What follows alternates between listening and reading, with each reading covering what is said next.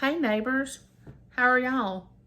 Well, this is my fourth video, and this wasn't what I was planning on taping with my fourth video, but I've had a relapse in my sarcoidosis this past week, and I have been down and out for the count. I'm slowly back up on my feet, well, in my wheelchair.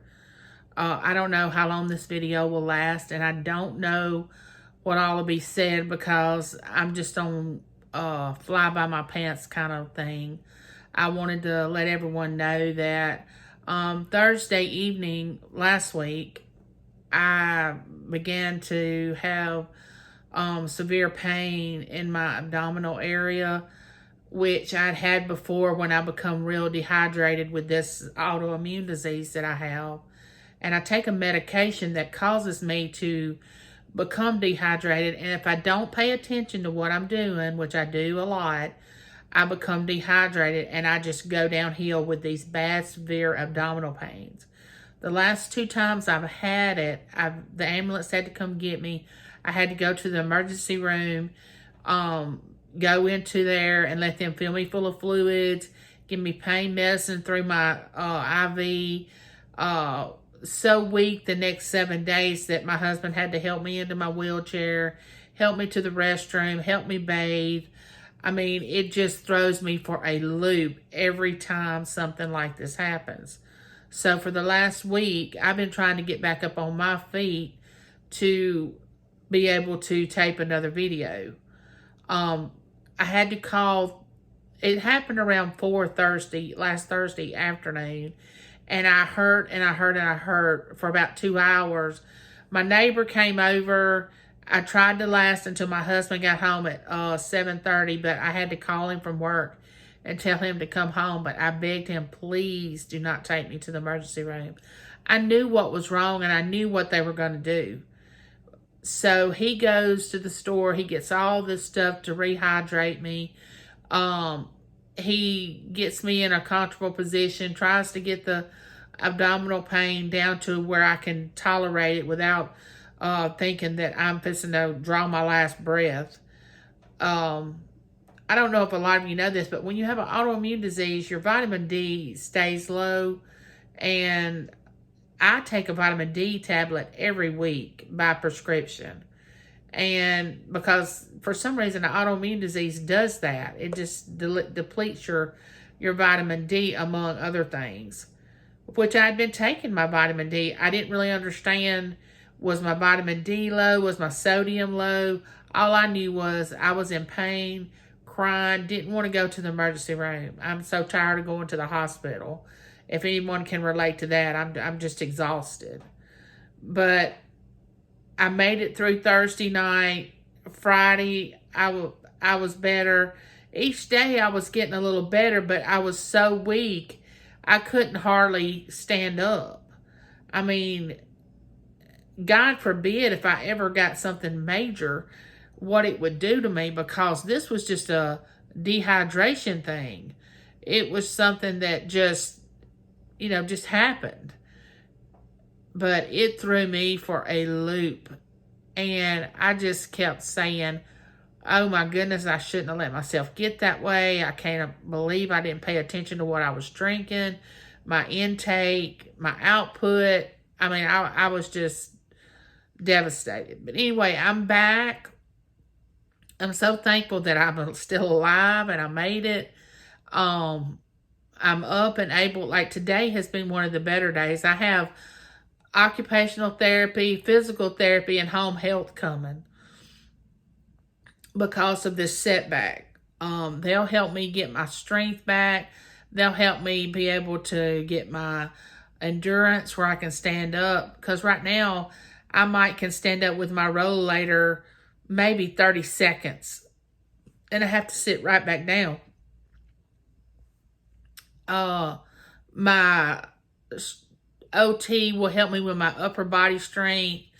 My physical therapist to help me with my lower body strength. The nurses will come by and make sure that I haven't had a setback. Because I run a little temp the first couple of nights that I had the setback. And I was thinking, oh my goodness, do I have COVID? Please, Lord Jesus, I don't want to have COVID. And I knew in the bottom of my heart that I didn't. But when I started running the temp, you have that thought of, oh man, is it that? Is that what threw me into this relapse? And that's why I became dehydrated? I just got all kind of, second guessing myself about what it was really going on. But anyway, I run temp for a couple of days, and that's no fun. That'll drain you right there. Going through an autoimmune disease, it's like riding a roller coaster. You never know what's supposed to happen. I mean, 1 minute, like 2 weeks ago, I was so healthy. My husband and I went on vacation for 5 days and spent time together. And I had never been so strong and was able to get up and down and move around and, sleep in a hotel bed, which is very unusual because I have a certain place here at the house that I have to sleep. And if I don't sleep there, then I don't function well. Well, on vacation, I was able to sleep somewhere else. I was able to do everything that a normal person would do. And then all of a sudden, we get home from vacation, and a week later, I dive into this, I cannot stand up. I cannot walk by myself. My husband has to help me up out of the chair and put me into my wheelchair. And y'all can see how heavy I am. And he's not a very heavy man. Now, he's strong. I would say he weighs about 195, something like that. And since I've gained all my weight from steroids, I'm thinking he's not, and I'm dead weight. I cannot help him at all because I have no feeling in my lower extremities, like my pelvic area. I don't feel anything. I don't know when I'm standing or when I'm sitting. So I'm just dead weight to him. So I was afraid for him to pick me up. I was afraid he was going to drop me. But anyway, people that live with an autoimmune disease can relate to what I'm saying. But people that do not have something that they live with on a daily basis, I mean, when I say that I'm sick and tired and get sick and tired, I mean, I get sick and tired. But then again, I have to take every moment of every day and live it to the fullest because I never know, number one, if I'll be here tomorrow or if I will have a relapse and not be able to do something. I'll have to suffer 5 or 6 days to get back on my feet, to be able to cook for myself, bathe myself, go to the restroom by myself. And it's humiliating to say the least because I'm just 54 years old. And I never dreamed that my life would be like this at age 54. And I'm not telling you all this for a sympathy or a sad story or, something to get people to think that I'm trying to feel sorry for myself, because believe me, I do not feel sorry for myself, because there are a lot of people that are worse off than I am. When I got diagnosed with my disease, a friend of mine that I was going to church with, she was having some problems, and she's younger than I am. She's probably in her, I would say, early 40s now. And she was having trouble. She worked at a bank. She had a really, really nice job.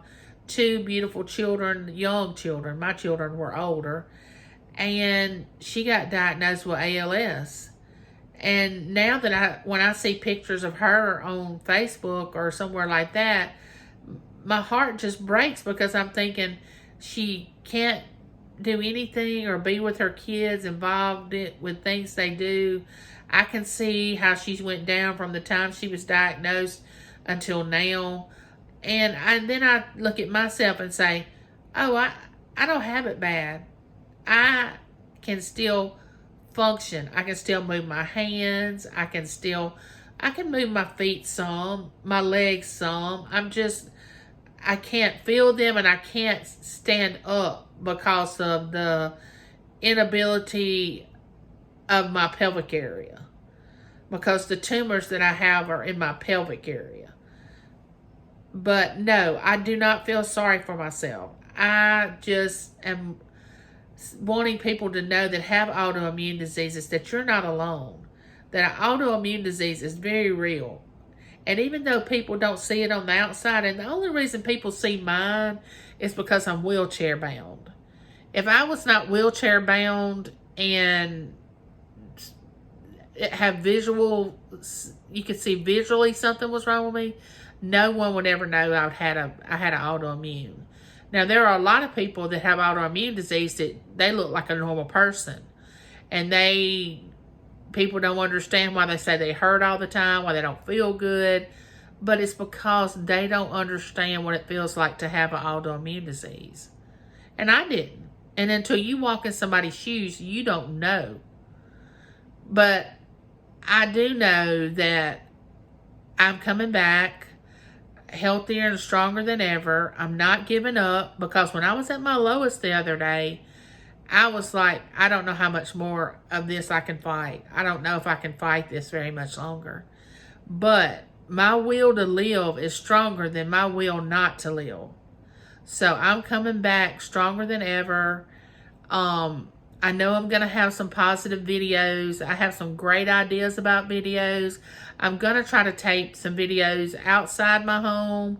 I'm going to try to tape other things with just me just sitting here talking to you at my table, even though I really enjoy it. I hope to go live one day, but I want to get more subscribers, and I hope you'll come and join my channel and maybe have some input. Maybe there's something about me you want to know, something about one of my videos, something about my autoimmune disease. I'm an open book. You just ask me a question and I'm willing to answer, and if I can, I'll tell you that I can. I don't see any reason why I couldn't answer a question that you had. But I want you to know that this outlet has been one of the motivations for me to just get up and go and do and continue on.